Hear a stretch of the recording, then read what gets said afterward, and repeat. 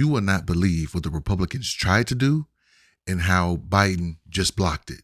Well, the American people really don't know about this and really don't care unless this issue affects them personally or directly. But there's been a staffing issue with judges, federal judges in the United States. There are not enough of them to handle the workload, especially when it comes to immigration and handling the asylum cases.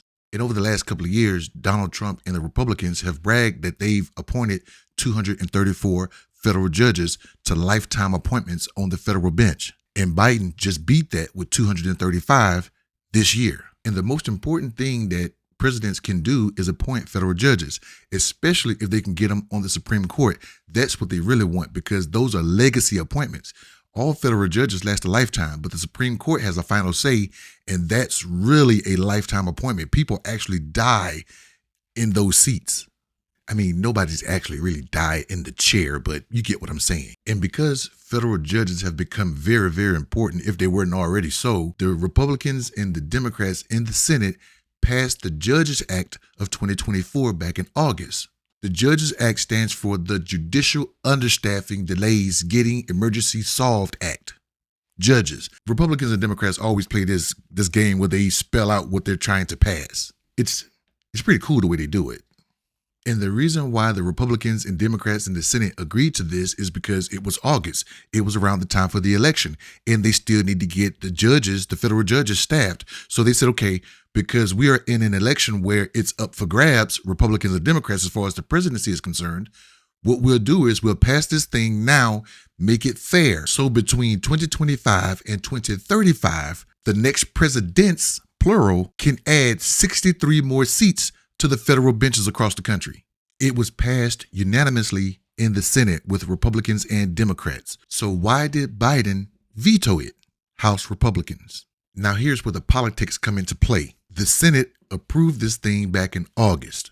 Democrats and Republicans in the United States Senate, Senator Young from Indiana, Senator Padilla from California, came together, passed on a unanimous basis legislation to address the judicial crisis facing our courts. When Donald Trump was going up against Kamala Harris. Now, the senators who are like a cerebral body of the Congress, they were saying, hey, this is a fair deal. We don't know who's going to be president. It seems like Kamala Harris is winning, but we don't know. So let's go ahead and improve this because we're betting on the future with the hopes that Trump would win. But this is also a long game. If the Democrats won, Republicans still got a shot of trying to get some of these judges in the future. It's a long game. It's chess, not checkers. It's a marathon, not a sprint. Well, when they passed it, you would assume that the Republicans in the House would do the same thing. They did so in advance of the 2024 presidential election with the understanding that this legislation needed to be signed into law for the reasons that the ranking member articulated. They sent that bill here to the House. I believe it was received on August 6th. Of this year. But when it goes to the House of Representatives, it has to go through committee. Republicans control the House, so they control the committees. And the chair of the Judiciary Committee, where it has to go to before it goes to the House floor, is Gymnasium Jordan. We're taking it up now in December, long after the election. Why? We just didn't get to the legislation. Just didn't get to it. Yeah.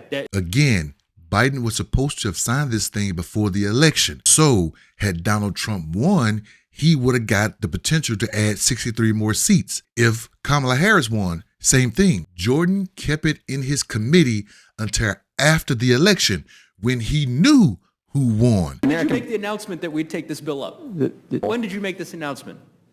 I don't remember making an announcement we'd take the bill up. Well, I believe you did an interview a few weeks ago, right after the election, right after Donald Trump won the presidency, and you said, oh, you know what, we got to get this bill done. We're going to get it to the floor. Well, I think I was asking about the legislation. We got to get it done. Just coincidence. So now they want to get it to the House floor, get it passed, because again, the Republicans control the House, and get Biden to sign it, or get Trump to sign it when he takes office. That's cheating, because before the bill was passed, we didn't know who the next president was going to be.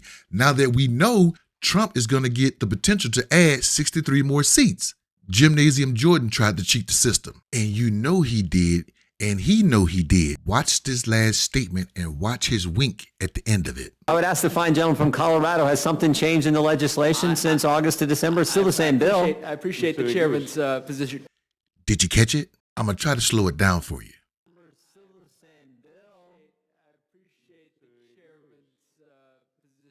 That's the wink and the smirk of a person that was lying, that knew he was lying, and also knew that the person questioning him knew he was lying.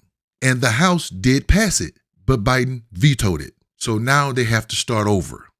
Today is December 30th. We have, counting today, about 22 days left before the Republicans control the House, the Senate, the White House, and they control the Supreme Court. And with a few tweaks here and there, they got enough numbers in the House and the Senate to pass the Judges Act and get Trump 63 more federal judges. What do you think?